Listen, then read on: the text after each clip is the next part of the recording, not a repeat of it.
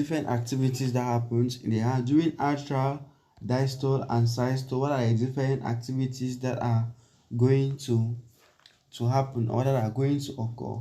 Now let's look at this first image. This first image is talking about is the atrial diastole. During atrial diastole, the two auricles, the two atrium, this is a right atrium and this is the left atrium just behind. Now the both atrium are going to relax. They are going to relax. They're just like balloons. So they are going to relax in order to collect blood. They are going to relax to collect enough blood. When they relax, they are going to collect enough blood. Meanwhile, the bicuspid in the beginning, the bicuspid and the tricuspid valve are closed, and very soon the bicuspid valve and tricuspid valve will start opening when the artery have collected sufficient quantity of blood that which will cause the valve to open due to gravity. Now once all this is during atrial diastole, means the atrial are relaxed, so they are going to receive passive filling of blood. When the atria have received enough blood, they need to send that blood to the right ventricle and left ventricle respectively. So the atria now are going to contract and send that blood into the right ventricle and left ventricle respectively. Meanwhile, as they are pumping the blood, the ventricles are still relaxing. The ventricles are relaxing in order to receive the blood. If you understand very well the electrical activity, you see that the atria will first of all contract first before. Meanwhile, the ventricles were still relaxing. After the atria have finished to contract, that is when the ventricles will detect the impulse before it can now contract on its own. So while the atria are contracting, the ventricles are relaxing. They are relaxing in order to create space so that the atria can pump all its blood into the ventricles, different ventricles. After they have pumped all the blood into the different ventricles, just like in this image, we are now going to have all into this image. I inserted this image for you to represent ventricular diastole. During ventricular diastole, the ventricles are completely filled. The ventricles are filled with blood. So ventricular diastole started ever since during this atrial systole. The atria pump all the blood. This is the end of atrial systole, and the ventricles have completely been filled, which is this ventricular diastole. The ventricle have completely filled and they are now ready now to enter ventricular systole. They are ready to enter ventricular contraction to pump the blood to the different blood vessels. So once the ventricles have filled completely during ventricular diastole, they are now ready to enter ventricular systole.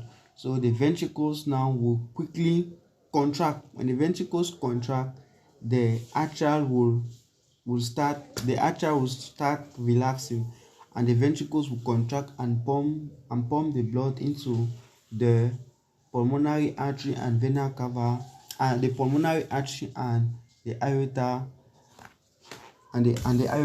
to the lungs and the whole body respectively, and the cycle continues. When it contracts, it goes back to relaxation and the atria start relaxing. Blood enters inside the atria. Once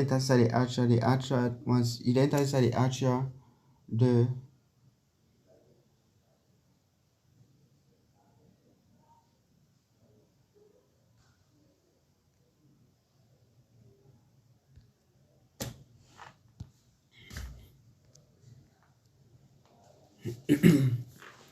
so summarily during atrial diastole, the two atrium are going to fill themselves with enough blood. When they fill themselves with blood, from the body and the lungs, the body is going to fill the right atrium, the lungs. Blood from the lungs is going to fill the left atrium. Once they are filled, the ventricles will enter inside. They are under atrial diastole. The atrial diastole, once they are still under atrial diastole. Once they are completely filled during the atrial diastole, when the auricles are completely filled, they are just like balloons that will fill themselves. They will relax to fill themselves enough. When they have filled themselves enough, the the two atrium will now contract. They will contract to pump the blood inside the ventricles. They are pumping the blood. If the ventricles is contracting, the artery will be unable to send blood inside the ventricles, so the ventricles will be relaxing. It means that here there is atrial systole.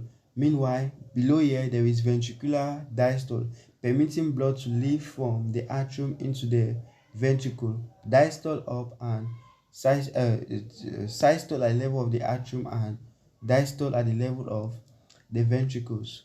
Now, when the atrium have pumped all their blood, into the ventricles, the ventricles have completely filled. Themselves with enough blood. They are still in diastole and they are ready now to enter inside systole to pump the blood to the whole part of the body.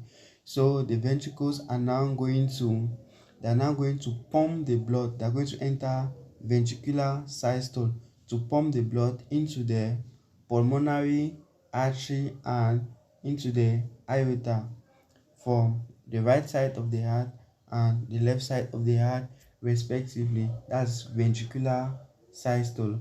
From ventricular systole, the next thing that happens is atrial diastole. The atrium still refills. When the two atriums still refills, they now pump the blood into the ventricles. That's atrial systole.